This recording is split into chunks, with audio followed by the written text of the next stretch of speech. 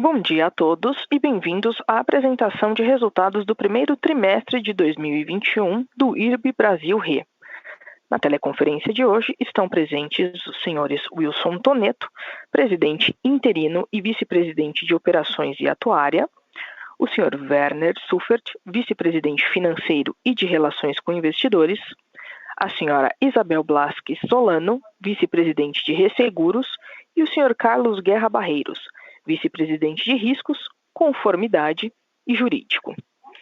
Gostaríamos de informar que esta teleconferência está sendo gravada e que todos os participantes estarão em modo de escuta durante a apresentação. Na sequência, iniciaremos a sessão de perguntas e respostas. Se você precisar de ajuda, por favor, tecle *0. A apresentação foi preparada pelo IRB Brasil Re e não deve ser considerada como fonte de dados para investimentos. Esta apresentação pode conter certas declarações futuras e informações relacionadas à companhia que refletem as visões atuais e/ou expectativas da companhia e de sua administração com respeito à sua performance, seus negócios e eventos futuros. Declarações prospectivas incluem, sem limitação, qualquer declaração que possua previsão, indicação ou estimativas e projeções sobre resultados futuros, performance ou objetivos, bem como palavras como acreditamos, antecipamos, esperamos, estimamos, projetamos, entre outras palavras com significado semelhante. Referidas declarações prospectivas estão sujeitas a riscos, incertezas e eventos futuros.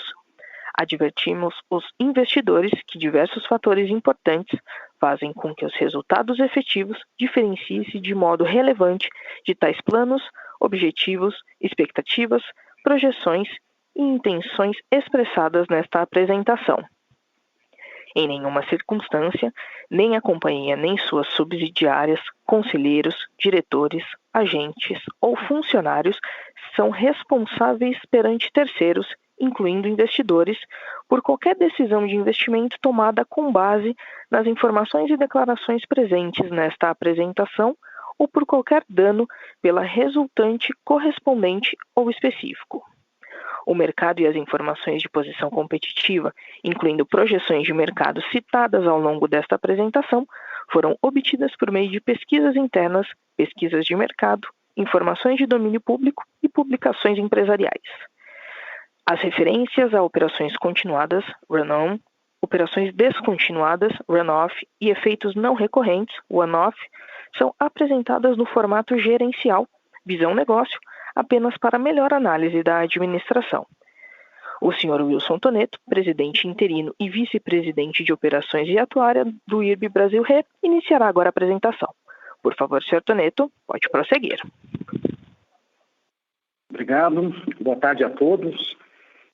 Grato aí pela participação nessa apresentação dos resultados do primeiro trimestre do IRB, e é com satisfação que toda a nossa diretoria apresentará aos senhores os principais dados e informações desse primeiro TRI.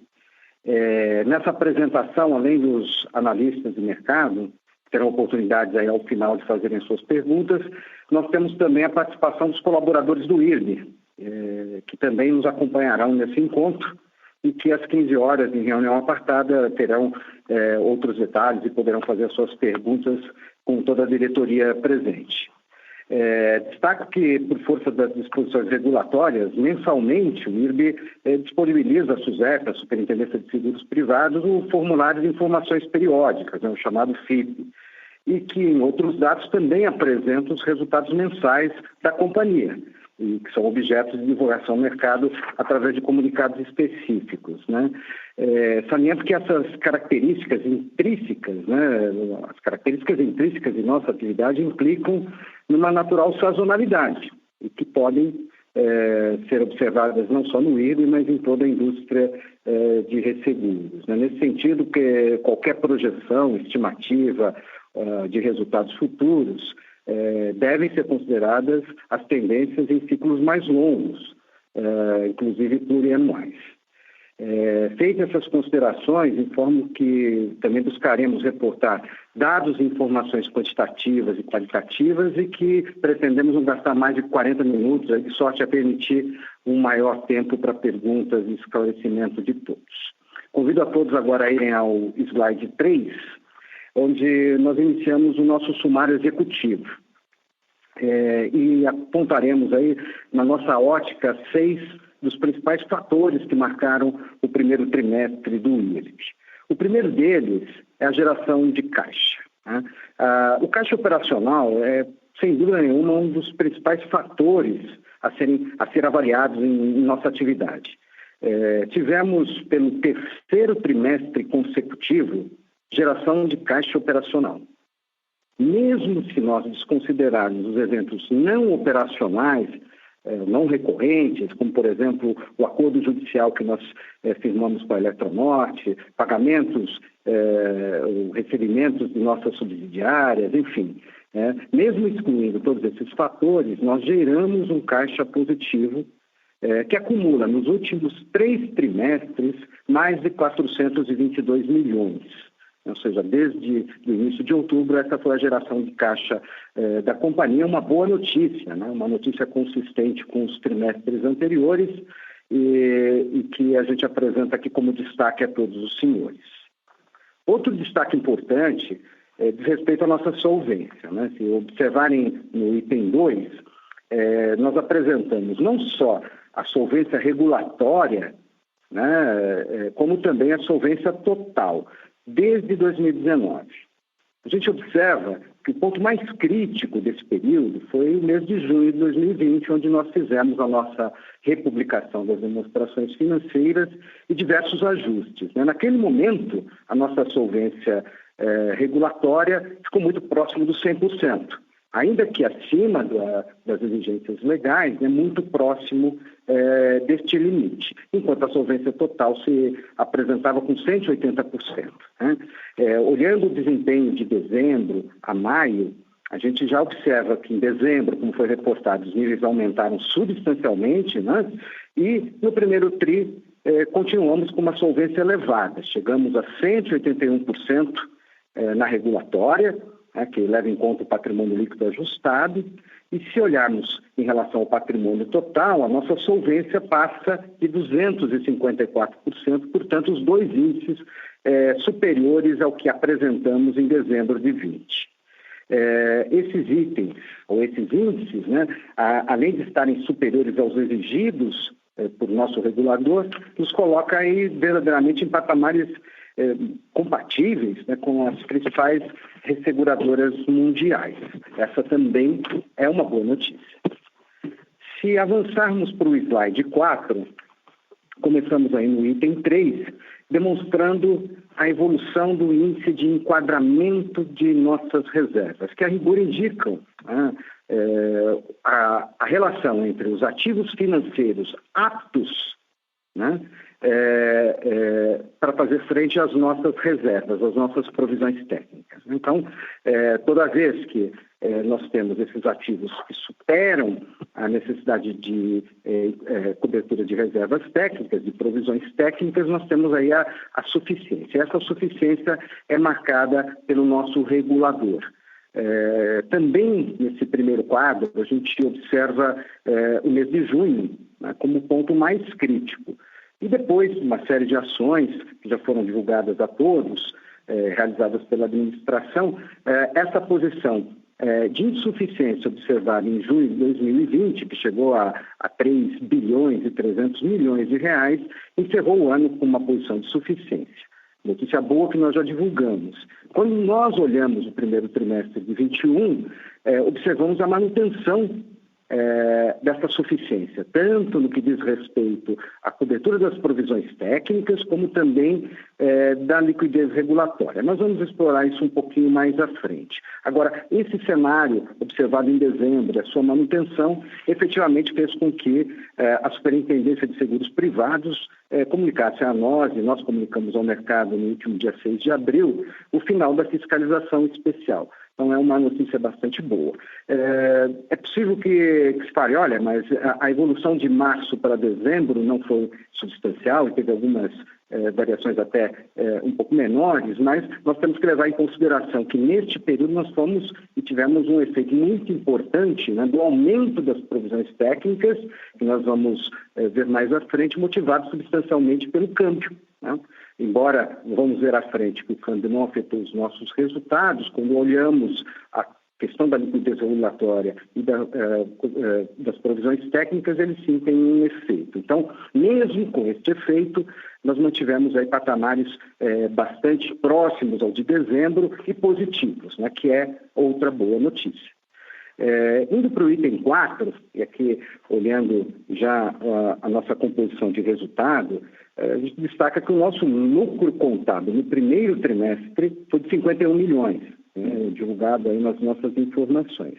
Agora, se a gente nós desconsiderarmos os impactos dos negócios descontinuados, né, frutos aí de todo o processo de underwriting que nós fizemos ao longo desse período, e as despesas, os custos não recorrentes observados no trimestre, né, a primeira que montou 11 milhões e meio e a segunda com 18,2, ou seja, aproximadamente 30 milhões entre negócios descontinuados, o impacto desses negócios descontinuados e essas despesas não recorrentes, o nosso lucro passa de 51 para 80 milhões. Então, portanto, né, o lucro recorrente do IRB no primeiro TRI foi de 80 milhões, frente ao mesmo, né, em relação ao mesmo período do ano anterior, ao primeiro TRI de 20, há um prejuízo de 75 milhões. Então,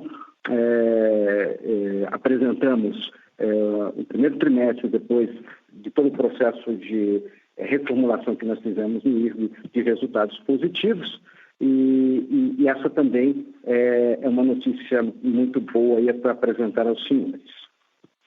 Se avançarmos para o item 5, né, nós podemos observar um dos principais índices operacionais da nossa atividade, que é o nosso combine, né? Se avaliarmos o índice do combine recorrente, ou seja, também sem o efeito desses negócios descontinuados, no primeiro trimestre nós tivemos um índice de 97,6%, ou seja, uma melhora de 3,5 pontos percentuais em relação ao primeiro trimestre de 2020, né? E a apresentação de um índice inferior a 100%. Se a gente remontar lá as demonstrações de dezembro, a gente vai observar um índice bem superior a 100%, desta feita já um índice inferior a 100%, né? Recordando sempre que esse índice combinado estiver abaixo de 100%, significa que a companhia tem custos ligados a sinistros, despesas de comercialização e despesas administrativas inferior ao seu prêmio-ganho no período. Então, o principal destaque desse índice, né, foi a redução da nossa sinistralidade. A sinistralidade total da companhia nesse trimestre foi bastante positiva e também não sofreu, é verdade, efeitos substanciais desses negócios descontinuados no trimestre. Então, nesse índice também apresentamos aí uma posição bastante positiva. No item 6, embora seja um item um pouco mais qualitativo, a gente queria aqui também destacar para vocês, né? Em que pese a variação cambial, né, a desvalorização do real ter atingido aí patamares superiores a 9% no primeiro trimestre, essa situação não gerou efeitos importantes no nosso resultado. Ou seja, o efeito foi de pouco mais de 9 milhões, portanto não significativo, e foi um efeito positivo, aliás, né? Então, o que isso indica, né? Demonstra a nossa capacidade de controlar os ativos e passivos em moeda estrangeira e que o nosso balanço está perfeitamente redeado, portanto, protegido de eventuais volatilidades, né, da nossa moeda em relação aos negócios, principalmente que nós temos no exterior, né? E essa volatilidade efetivamente pode ocorrer durante o ano. Então, o que nós quisemos aqui demonstrar para vocês é que estamos bem redeados, estamos preparados também para enfrentar essa possibilidade.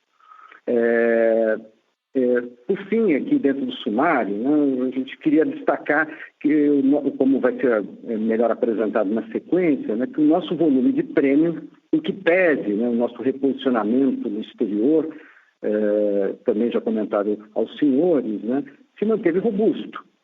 Se manteve robusto, e isso tem um motivo, né, que vai ser comentado, é o nosso crescimento no mercado doméstico, ou seja, também alinhado à estratégia da companhia. Então, a administração revisou essa estratégia, como foi comentado, né, eu acho que o importante é que estamos trabalhando na implementação de diversas ações em função dessa revisão estratégica, uma delas é esse reposicionamento geográfico, no sentido de garantir a sustentabilidade do nosso negócio e dos resultados no médio e longo prazo, que acreditamos ser um fator primordial aí a todos os nossos stakeholders e aos nossos acionistas. Então, em resumo, creio que os principais destaques foram geração de caixa positivo, fortalecimento da nossa solvência, manutenção da suficiência de cobertura de reservas e liquidez regulatória com o final da fiscalização especial, lucro recorrente no trimestre, melhora da nossa sinistralidade, consequentemente do nosso combine, e crescimento de prêmios emitidos no mercado doméstico, além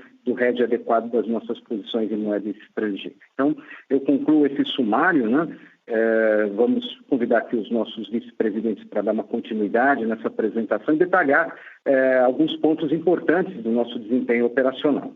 Então, com isso, eu passo a palavra a Isabel, a nossa VP de Resseguro, que falará um pouco dessa evolução dos nossos negócios. Por favor, Isabel.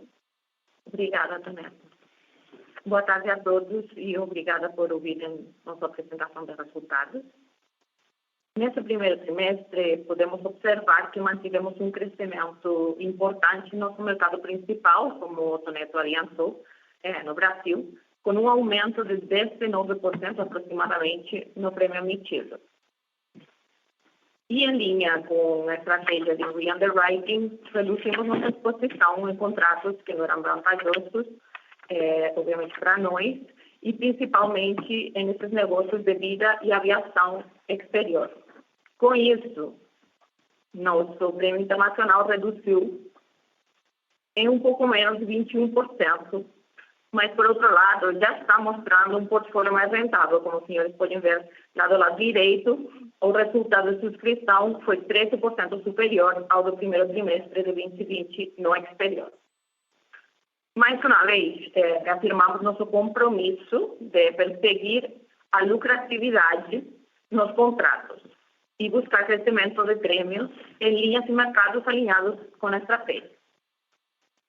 Isso fica bem claro, observamos a melhora substancial em nosso resultado de underwriting, que cresceu 57% no primeiro trimestre de 2021, frente ao primeiro trimestre de 2020.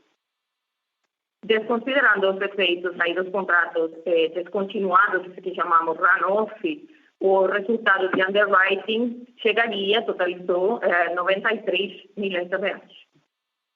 E aí eu queria também destacar um indicador importante, que é nossa sinistralidade recorrente, que foi de 69,6%, o que está dentro dos patamares esperados. Temos o efeito de contratos mútuos não renovados no período, obviamente, de julho de 2020, que já finalizamos esse início do underwriting, até março de 2021, que, se os considerássemos, nos levariam ao patamar de sinistralidade de 72%. Bom, esse período de limpeza do portfólio se estenderá por um ciclo completo. Esse ciclo completo vai até julho de 2021 e, obviamente, os efeitos desses negócios poderão perdurar por mais tempo. O resultado de underwriting positivo que tivemos, tanto no Brasil quanto no exterior, não ocorria desde o início dos ajustes promovidos pela atual diretoria. É óbvio, que por enquanto não podemos falar de um portfólio completamente sadio, ou completamente renovado, conforme já disse, essa renovação iria até julho de 2021, pois ainda os efeitos da cauda podem variar. Mas estamos vendo as melhoras substanciais na composição do mesmo, que vão permitir um resultado sustentável a longo prazo. No slide 7, eu gostaria de falar também brevemente como foi o processo de renovação de 1 do 4. No nosso setor, temos 3 grandes momentos de renovação de contratos. O primeiro acontece em janeiro, com as principais renovações de Europa e Estados Unidos. E outro agora em abril, que tem outra parte, né, dos Estados Unidos e as renovações da Ásia. E por último, o último período de renovação de contratos importante no setor seria em julho, quando acontecem as principais renovações de América Latina. Dentro dessa estratégia de re-underwriting que iniciamos no segundo semestre de 2020, continuamos agora em abril, focando na limpeza de nossa carteira, portanto os contratos que não trazem rentabilidade esperada e também ajustando os termos e condições dos contratos existentes no nosso portfólio. Com isso, entendemos que o resultado aqui das renovações de abril foi positivo, pois mesmo com os ajustes em termos e condições atuais que limitavam nossa exposição ao risco, conseguimos preços bem mais adequados em virtude do momento de hard market que estamos vivendo. Destaco por último que mesmo assim conseguimos manter esses nossos contratos e clientes-alvo, que era importantíssimo, e tudo isso se traduz com um portfólio muito mais optimizado desde o ponto de vista de capital de risco versus o retorno. Agora passo a palavra ao Bena, que vai falar sobre os destaques financeiros. Boa tarde a todos. Espero que estejam todos bem e com saúde. Agradeço a audiência de vocês em mais uma apresentação de resultados do IRB. Então, aqui no slide 8, eu apresentarei alguns dos destaques financeiros do período. E, primeiramente, eu gostaria de enfatizar aqui que a gente continua mantendo, né, nossa eficiência sob controle. Quando a gente olha o indicador nosso de índice de despesa administrativa, e excluindo, né, obviamente, os efeitos de não recorrentes, que eu vou citar um pouco mais à frente, a gente tem um índice de 5,4%, né, que é muito em linha com o que a gente tinha já no ano passado, 5%, e em patamares bastante baixos, o que é bom, né, para esse indicador, comparando tanto com o mercado local como com players internacionais. Tá? Então, esse é um primeiro ponto importante da gente ressaltar. E nessa rubrica a gente teve, então, né, que a gente fez essas exclusões, alguns efeitos one-off, principalmente aqui pagamento de multas, de PIS/COFINS, por conta de regularização de impostos, né, decorrentes aí da nossa republicação das demonstrações do ano passado, pagamento de indenizações e bônus de pessoas-chave, né, da companhia, e também despesas, principalmente com a preparação do IRB, e obviamente isso também vai acontecer com todo o setor de seguros e resseguros, o IFRS 17, né, que é a mudança de padrão contábil que vai acontecer no mercado, e que deve acontecer, então, até o ano de 2023. Né? Então, a gente já tem despesas atreladas a esse projeto. No primeiro trimestre de 2021, o resultado financeiro, né, nosso e patrimonial também foi positivo, né? Ele foi positivo em 104 milhões de reais, mesmo apresentando uma redução forte aqui de quase 195 milhões de reais no resultado patrimonial, né? Que no ano passado teve um efeito positivo de ganho de capital referente à venda de participação em shopping centers que a EBIPAR detinha até o ano passado.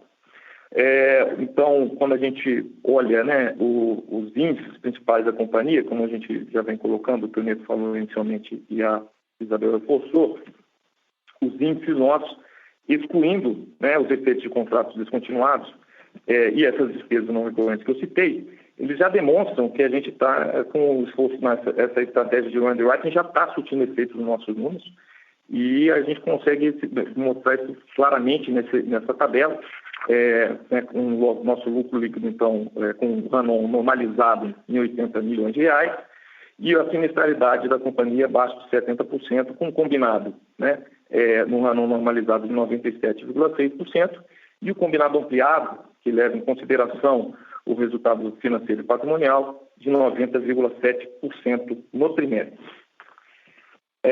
Movendo aqui para o slide 9, a gente tem, então, a apresentação da abertura do lucro líquido no trimestre com o breakdown dos efeitos não recorrentes e também excluindo as operações descontinuadas.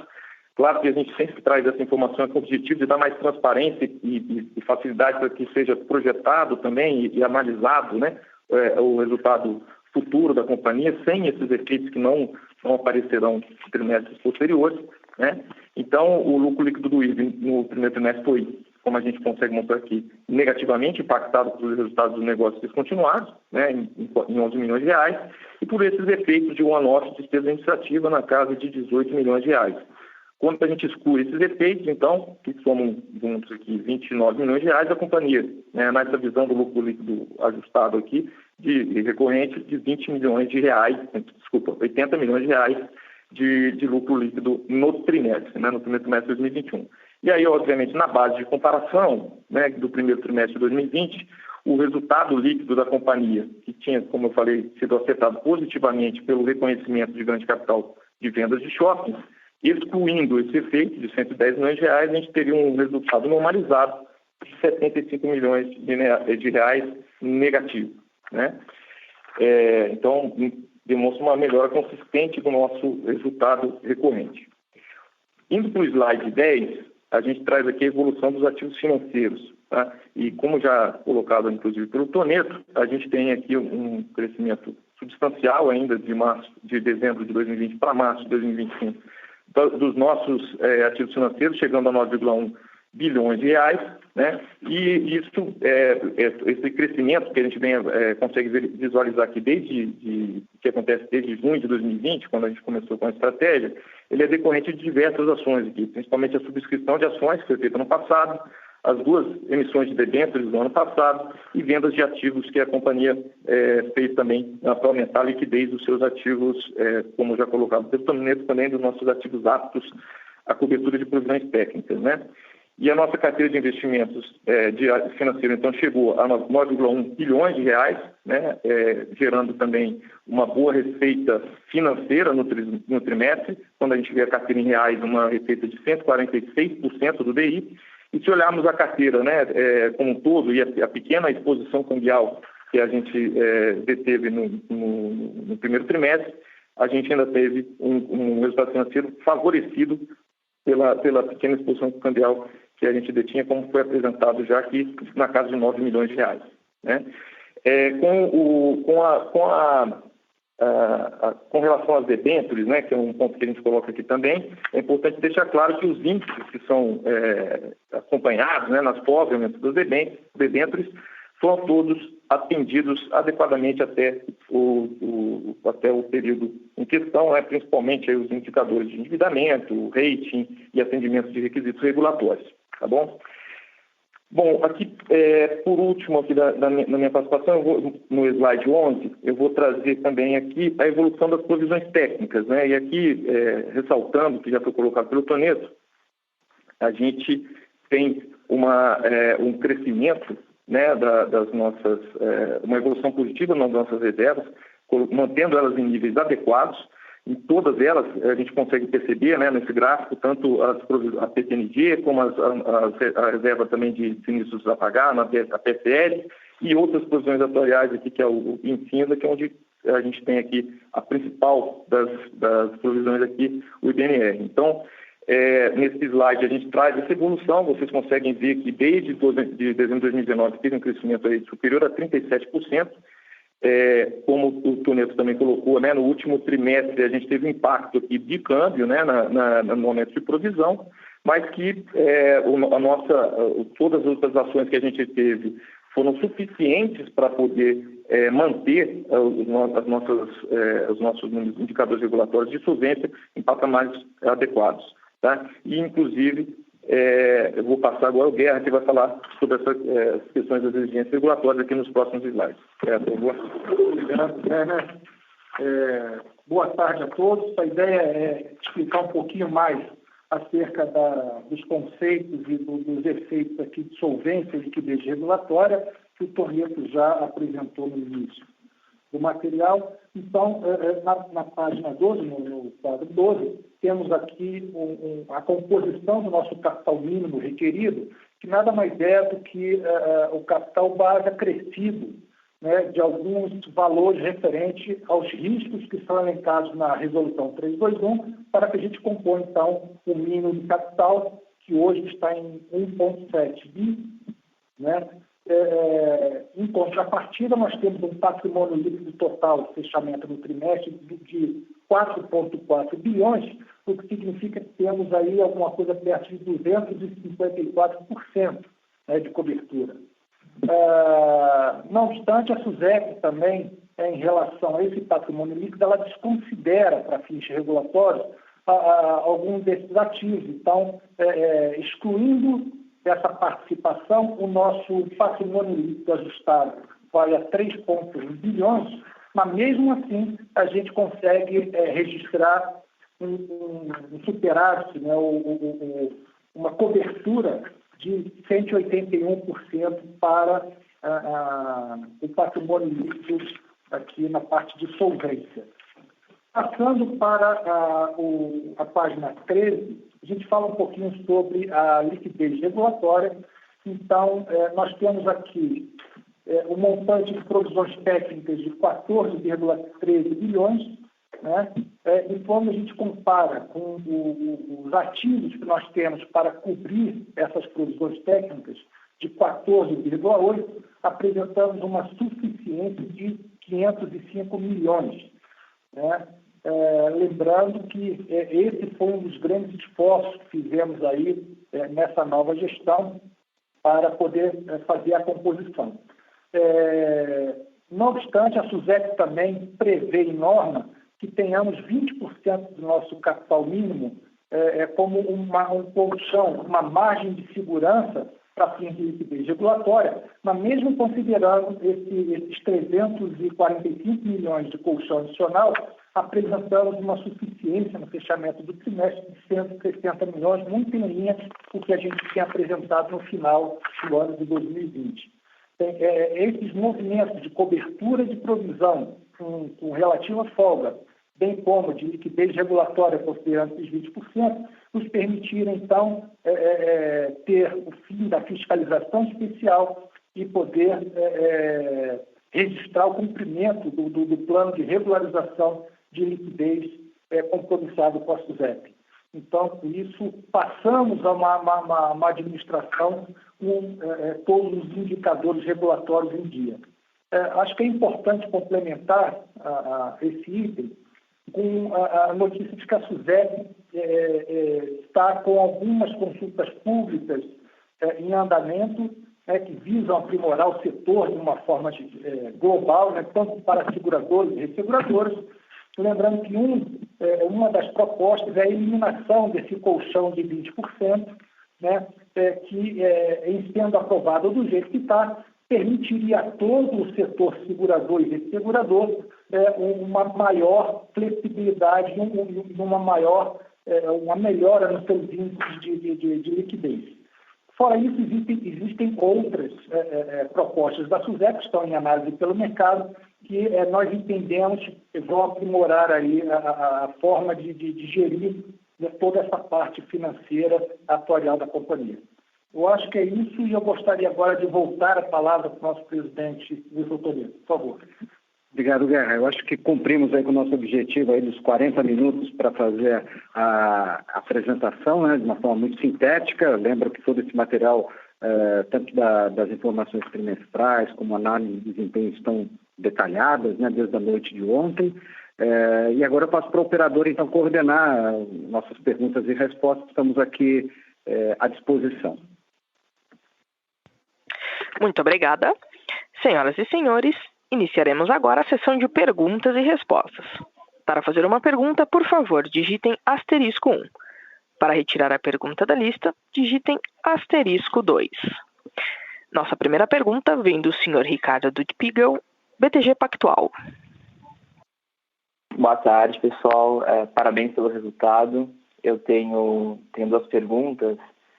Primeiro, eu queria entender um pouco se vocês poderiam comentar do estudo que vocês têm fazendo naquele plano estratégico com a consultoria internacional que vocês vêm mencionando nos últimos calls. Se poderiam passar um pouco quais são as conclusões e o que tem sido indicado. E também, se não puderem comentar ainda, mas dar uma previsão mais ou menos de quando a gente poderia ter acesso um pouco a essas informações do plano. E para minha segunda pergunta, eu queria entender com vocês qual a expectativa que vocês têm para retornarem com Garner, e quando retornarem, como ele seria, quais linhas vocês imaginam que poderiam abrir, se é um prazo mais de um ano, se seria algo mais longo, talvez 3 anos. E também, nesse sentido, né, vocês também poderiam passar um pouco uma visão até mais qualitativa e, em termos do que vocês veem para frente de crescimento e rentabilidade para a companhia. Obrigado.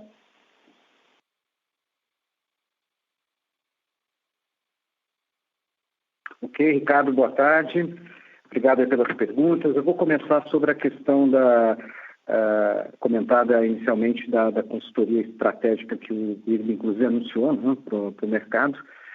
Esse trabalho tem várias fases. A primeira fase foi concluída, concluída aí em tempo bastante razoável, apreciada pelo nosso Conselho de Administração. Tem um conjunto de propostas e reflexões estratégicas que foram feitas. Esse processo agora já se iniciou. A gente tem já algumas dessas ações em andamento. Uma delas a gente já comentou, toda a questão da estratégia do ponto de vista geográfico, mas ele permeia por várias vertentes dentro da companhia e tem agora, nesse momento, a definição detalhada dos planos de ações que vai envolver praticamente toda a companhia. Então, nós iniciamos agora uma nova fase, que é uma fase de implementação da estratégia, ou seja, a gente já tem bem desenhado por onde nós vamos, quais são os caminhos, quais são os pontos que nós temos que abordar, e vamos agora fazer um detalhamento disso do ponto de vista operacional com as nossas equipes, iniciando a partir aí já iniciamos, mas conduzindo aí ao longo desse ano e nos próximos 12 meses a implementação de todos esses planos. Tá? Então, a gente está bastante otimista de que os resultados do ponto de vista de objetivos estratégicos serão obtidos e que a companhia estará totalmente envolvida na conclusão dessas ações previstas. Tá? Nesse momento, a gente pode falar muito pouco sobre outras ações. Eu creio que, oportunamente, com o passar aí dos trimestres, a gente vai divulgando um pouquinho mais aí para todos vocês. Passo a questão do guide, passa para o Werner, né, que pode comentar um pouquinho mais. Werner. Ricardo, boa tarde. Quanto à questão do guide, Ricardo, a gente tem sempre a gente sabe a importância para o mercado, é importante você dar uma sinalização, né, do direcionamento que a companhia está colocando para, como você colocou, né, olhando mais para o longo prazo. A gente tem ressaltado que o nosso segmento ele não é um segmento que se olha muito no curto prazo, apesar, né, das informações saírem mensalmente a mercado e a gente ter as divulgações trimestrais. O setor de resseguro é um setor de seguros, mas principalmente resseguro, é um setor que você tem que ter um olhar mais anual ou até plurianual em termos de indicadores. Então, a gente, quando a gente traz internamente essa discussão de guidance, ela ainda está acontecendo, ela tem um envolvimento, né, e é necessário um envolvimento forte de todas as instâncias de governança da companhia. Então, obviamente, a gente envolve o Conselho de Administração, a própria diretoria, discute bastante o tema, e a gente faz também um assessment, uma avaliação no mercado para saber como outros players internacionais se posicionam, e os indicadores que a gente deve trazer quando vier a trazer o guidance ao mercado serão indicadores com esse viés de serem parecidos, né, ou muito próximos a indicadores acompanhados pelo mercado e que também alinhem a nossa estratégia. Então, por isso que é importante esse trabalho que estava na sua primeira pergunta, né, até acaba encadeando com a segunda, porque o guidance e depois todo o desdobramento da estratégia dentro da companhia, ele vai nos ajudar a ter indicadores que serão acompanhados, obviamente, vários indicadores internamente, e alguns desses indicadores serão selecionados para a gente dar transparência ao mercado e demonstrar para onde a gente quer ir. Claro que principais indicadores do mercado, como a gente falou, combinado é um indicador importante. O combinado ampliado ou outro indicador importante. Então, são indicadores que estão na discussão, essa definição será tomada pelos órgãos de governança e será, tão logo essa decisão seja tomada, obviamente, prontamente será também trazido a mercado esse ponto. Tá bom, Ricardo? Obrigado.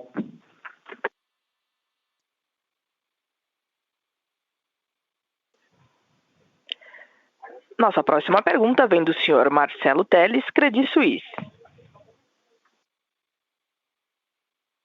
Oi, boa tarde a todos, obrigado pela oportunidade.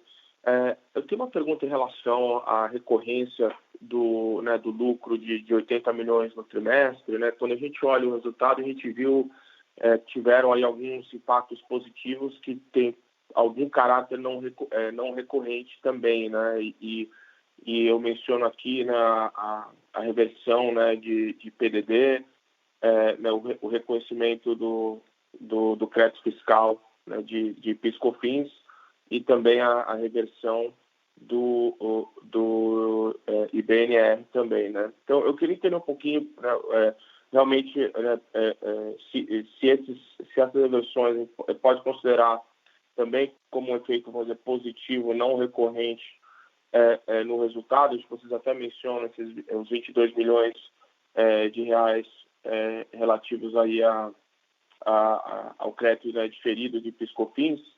Eu queria entender se esses efeitos eles realmente são não recorrentes e como é que se deve pensar na rentabilidade ou no lucro recorrente futuro, uma vez que esses três elementos aí já não estariam, não seria menor que esses 80 milhões? Muito obrigado. Bom, obrigado, Marcelo Werner, falando aqui. Eu vou começar aqui respondendo a sua pergunta e o Túlio depois vai complementar sobre a fase do IBNR, mas eu vou respondendo assim, qual que sempre é o objetivo quando a gente sai do lucro contábil e abre essa informação. É para dar mais capacidade de vocês poderem fazer as comparações e principalmente o mercado como um todo, todos os stakeholders olharem para frente. Quando a gente fala de PIS/COFINS, foi uma mudança de prática contábil que a gente realizou. Inclusive, nas nossas demonstrações, a gente mostrou que isso afetou até o lucro do ano anterior. A gente está falando de um resultado que é recorrente a partir de agora. Ele, inclusive, foi incorporado no do ano passado também, o valor. Então, a gente teve essa mudança, que é uma mudança que outras empresas já fazem, uma alteração no PIS/COFINS que já tinha sido feita por boa parte do mercado. E essa incorporação, então, a gente considera, sim, algo recorrente e que vai continuar acontecendo nos próximos trimestres. Então, por isso que ele está incorporado aqui. Quando a gente olha em relação à PDD e a melhora dos indicadores, ele tem a ver com o processo da PDD e a diminuição que existe ali não é uma diminuição de metodologia, é a melhoria do processo de PDD mesmo. Então, ele é um efeito recorrente da operação. Claro que se a gente conseguir reduzir ainda mais, ele vai continuar sendo recorrente. Mas ele não é algo que foi uma mudança de metodologia que aconteceu. Foi melhoria do processo. E aí é bom ressaltar que a gente melhorou tanto o processo de pagamento como o processo de recebimento. O processo como um todo melhorou e isso traz efeitos que são recorrentes para a companhia.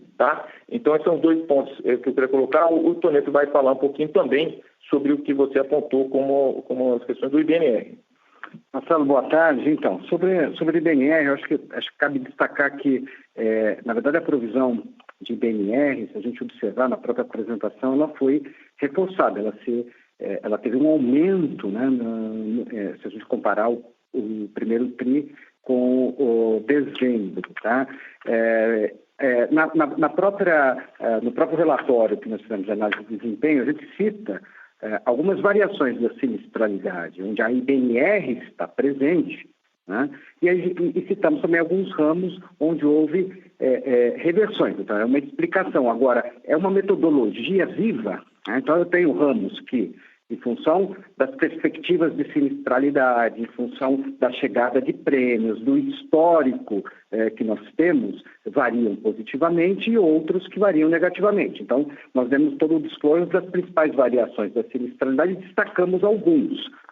Agora, são provisões estimadas dentro de uma técnica atuarial auditada, concebida e etc., e são recorrentes, ou seja, esse movimento de subida e descida das provisões é natural. né? Elas são estimadas. Então, eu posso ter situações em um determinado segmento, em um determinado ramo, que exigem, né, uma estimativa mais robusta, um percentual maior, em outros que, pelo histórico e pela evolução, exigem uma estimativa menor. Então, a companhia, através da sua área atuarial, faz esses cálculos periodicamente e registra. E aqui o que a gente fez de forma transparente é dar essas variações, ok? Então, podemos concluir que essas variações de BNR, quando a gente entra ramo a ramo, são totalmente recorrentes, tá? Não tem nenhum evento extraordinário. Senão nós teríamos que pegar também todos os ramos que nós tivemos uma maior constituição e dizer que não seriam recorrentes, né? Então, não sei se me fiz entender, mas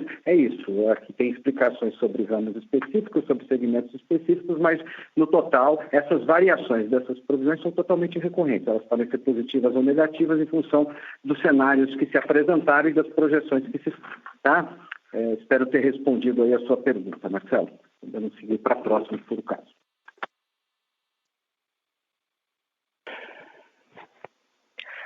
Nossa próxima pergunta vem do senhor Roberto Curianco, investidor independente. Boa tarde, pessoal. Primeiro, gostaria de fazer um elogio a todo o time de executivos aí da empresa pelo resultado, né, do primeiro trimestre e pelo que a empresa realmente, de fato, está mostrando, né? Em especial também tecer um elogio à diretora de subscrição, né, a senhora Isabel Solano, que a gente consegue ver que a parte de underwriting está sendo muito bem conduzida e os resultados já estão se materializando. Isso é muito importante, né, que fique claro para o mercado, né, porque a gente sabe hoje que existe vários bancos em posição de short vendidos e se criou uma usina de fake news com relação à empresa. Então é muito importante que o resultado ele mostre esses bons números, né, para o mercado e, ao mesmo tempo, a perspectiva da empresa. E daí vem a minha pergunta, né? Eu gostaria de saber, senhora Isabel, se você entende que essas renovações que a gente vai ter agora no mês de julho, se elas vão ser tranquilas e também se você se sente confortável com os contratos do portfólio. Muito obrigado, boa tarde a todos.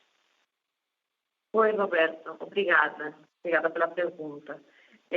Bom, a gente se sente, sim, confortável, muito confortável com os contratos que estão hoje, né, após todo esse processo de re-underwriting dentro do nosso portfólio, né? Aqueles com os que a gente não se sentia confortável, a gente já, né, descontinuou. É um processo, como a gente já, né, fez disclosure, é um processo complicado de ajustes de termos e condições, né? A gente até menciona os contratos vultosos, mas existem muitos outros contratos que não são vultosos que a gente também faz muitos ajustes. Então, realmente sim, a gente está confortável com o que hoje está dentro de casa enquanto a portfólio que a gente já renovou desde julho de 2020 até hoje, né? Conforme já mencionei, esse processo vai até julho de 2021, né? Com esses contratos, quando esse período encerraria seu ciclo. E esperamos que seja um período de renovações sim tranquilo, dentro do que a gente espera. Esse vai ser uma temporada de renovações importante para nós, porque trata-se de América Latina e é uma concentração de grandes do nosso portfólio está nessa região. E, obviamente, a gente irá aplicar os mesmos ajustes de termos e condições que a gente vem aplicando com esse fast market. Então, a gente espera um aumento de taxas, uma restrição de todos esses limites e condições e uma expectativa de melhoria que se vai dar, obviamente, no longo dos próximos anos. Porque lembrando, né, que a gente subscreve esses contratos na América Latina em julho, mas esse resultado, que é seu prêmio ganho, ele só vai vir nos períodos subsequentes. Então, acho que isso é muito importante também para a gente deixar claro. Nossa próxima pergunta vem do senhor Guilherme Grepai, JP Morgan. Oi, pessoal, bom dia, obrigado por abrir a pergunta. Duas do nosso lado aqui, na verdade, muito rápidas. A primeira, com relação ao mix da operação Brasil e fora, a gente está vendo aí uma contração relevante da emitidos no exterior. E se a gente olha lá atrás, na verdade, voltando 5 anos atrás, eu acho que o internacional representava coisa entre 0% e 10%. Então, só pegar um pouquinho da cabeça de vocês, quanto vocês imaginam que vai ser esse mix no médio prazo? Se vocês acham que continua sendo próximo ali dos 50-50, ou existe um espaço para uma correção mais abrupta dessa exposição na América Latina e fora? E a segunda pergunta é com relação, na verdade, ao que vocês imaginam que seja o prazo para a gente começar a ver operações recorrentes. A gente ainda tem, nos trimestres, o impacto do portfólio runoff.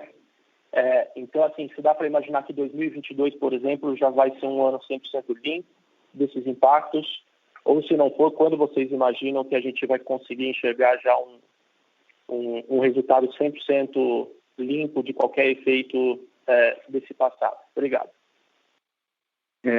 Guilherme, boa tarde, obrigado pelas perguntas. Eu confesso que para nós aqui o áudio veio com alguma dificuldade, então se a gente não compreendeu muito bem, depois, por gentileza, complemente. Tá? Mas nós entendemos que a primeira parte da sua pergunta era em relação à estratégia de operação do IRB, em relação ao percentual que nós manteríamos aqui dos negócios domésticos frente à nossa exposição no exterior. Tá? Então, eu vou nessa linha. Se for alguma coisa distinta, você, por favor, me corrija. Tá? Efetivamente, o nosso reposicionamento estratégico, né, é de ter uma maior participação no nosso mix aqui no mercado doméstico. Tá? A manutenção de 50%, né, não se daria, dentro do nosso planejamento, na posição que se encontra. Então, provavelmente, as nossas ações estarão destinadas a ter uma maior participação aqui no mercado brasileiro, uma participação ainda relevante no mercado latino-americano, América do Sul, e uma menor exposição no exterior. Isso não significa que nós vamos sair dos mercados no exterior ou que nós vamos sair das nossas posições na América Latina. Não, significa que a gente vai dar um foco às operações aqui no Brasil, onde nós entendemos que o nosso expertise é muito maior, o nosso conhecimento é muito maior, e vamos seguir explorando de uma forma bastante importante a América Latina, sendo muito seletivo em relação à nossa posição no exterior.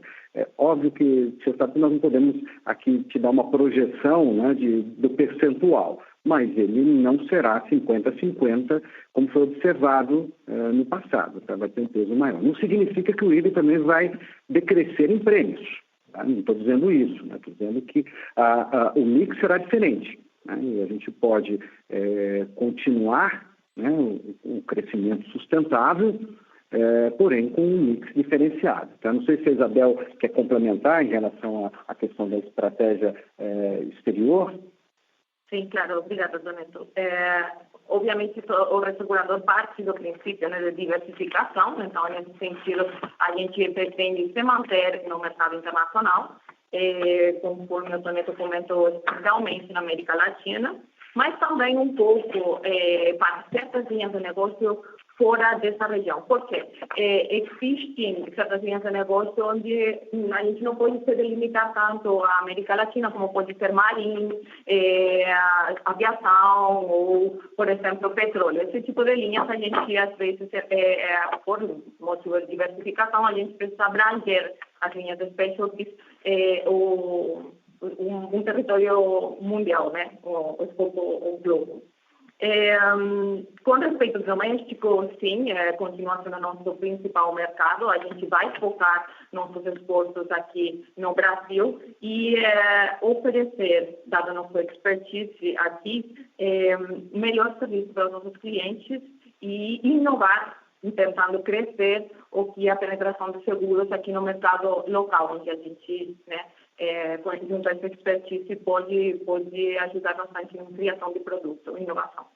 E, obviamente, faz muito sentido, só para finalizar o ponto, desde o ponto de vista de risco, porque o mercado doméstico ele não tem tanto risco catastrófico e pode ser menos volátil no ramo, especialmente de linhas tradicionais e property, comparando com o exterior. Então, basicamente, eram esses os pontos que eu queria trazer. O outro ponto, a segunda parte que você comenta é o runoff, né? Ou seja, o prazo que a gente terá ainda para ter efeitos desse runoff como não recorrentes, né? Dentro dos resultados da companhia, né? O runoff, bom, a gente iniciou essa limpeza, conforme comentava, em julho de 2020. Ela completa um ciclo para apólices normais de 12 meses, ou contratos normais de 12 meses, em julho de 2021. Lembrando que existem alguns ramos, como a engenharia, que elas têm vigência, né, um pouco mais extensa, então a gente pode vir a renovar um pouquinho mais, não se renovaria nesse caso, mas tem alguns ramos com um pouco mais, um período mais extenso dos 12 meses, e a partir de aí, né, virão os efeitos da cauda, que dependendo da linha de negócio, de novo, se são de cauda curta, podem demorar um ano e meio, e os de cauda um pouco mais comprida podem chegar até os 3 anos.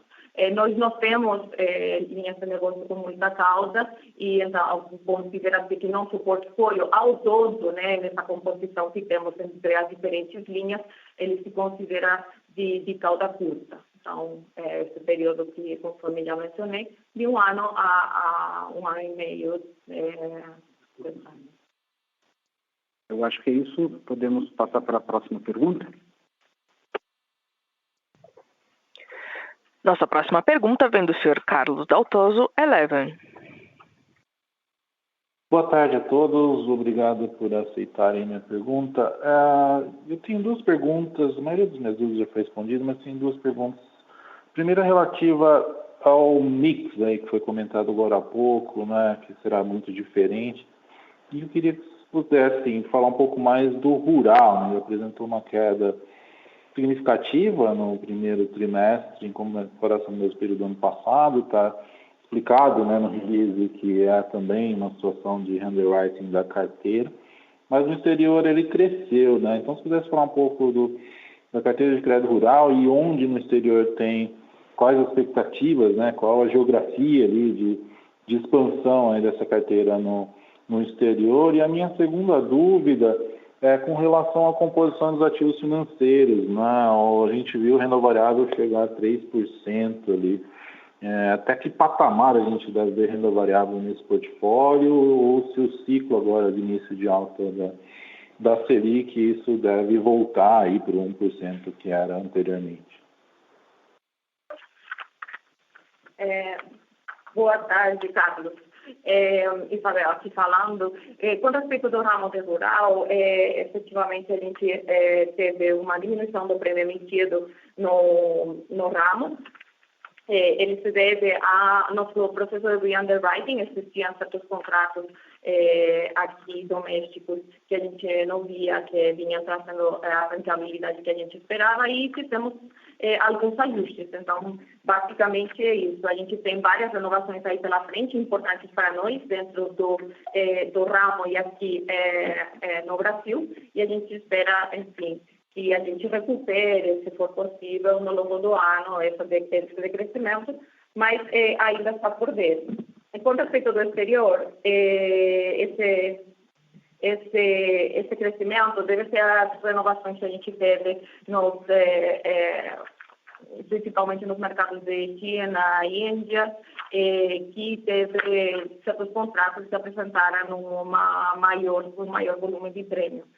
Isso é normal, a gente vem recuperando uma sinistralidade negativa nesses 2 mercados, não só para nós, mas também para todo o mercado segurador como um todo, e isso que fez com fez esse crescimento, esse crescimento no ramo. Tá. Teve também, Carlos, um efeito aqui no exterior, que é o efeito câmbio, tá?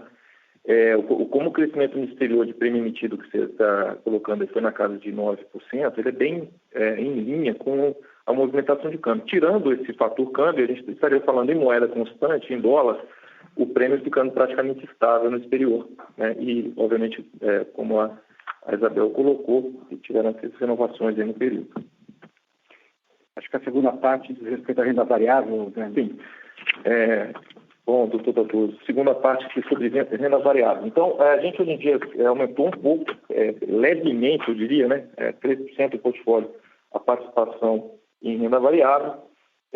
Como você colocou muito bem também aí, né? A gente está num ambiente para resultado financeiro positivo, né? Com aumento de taxa de juros. Isso deve afetar, né, a indústria como um todo, né? As aplicações aí atreladas à CDI, que é boa parte da nossa carteira. Temos aí por volta de 30% no nosso portfólio, 32% mais exatamente, atrelado a dólar, né? Mas até pelas nossas questões de cobertura de provisão, né? E necessidade de manutenção do hedge da carteira como um todo. O Neto comentou esse ponto. Mas na carteira em reais, que a gente alcançou com 146% do BI de rentabilidade, a nossa intenção não é aumentar muito o risco. A gente tem limites de apetite de risco pela nossa governança que a gente tem que seguir, e a gente, obviamente, vai até esses patamares de governança do apetite de risco quando existe alguma oportunidade de mercado. Isso é definido e acompanhado por comitês de assessoramento internos, uma governança bastante sólida para acompanhamento dessas questões, mas é fato que o ambiente macro, né, o ambiente de aumento de taxa de juros que vai continuar por aí, né, como tudo indica, ele vai ser positivo, né, para o resultado financeiro da companhia em 2021 e provavelmente também, como indica na pesquisa Focus, para 2022. Então, a nossa intenção não é aumentar muito a nossa participação em renda variável. Ela aumenta sim em relação ao passado, né? Mas ela tem também limites colocados pelos nossos comitês, né, de apetite de risco, e num cenário benéfico, né, ou benigno de taxa de juros para o resultado, que é o que deve acontecer em 2021, esses patamares de apetite não devem ser aumentados de forma considerável, tá bom? Podemos, acho, passar para a próxima. Obrigado, Carlos. Nossa próxima pergunta, vinda da webcast, vem do senhor Malek Assad Júnior, do IRB. São duas perguntas. A primeira, quando serão pagos os dividendos retidos do ano passado e quando será o anúncio do novo CEO? Bom, Malek, né? Boa tarde.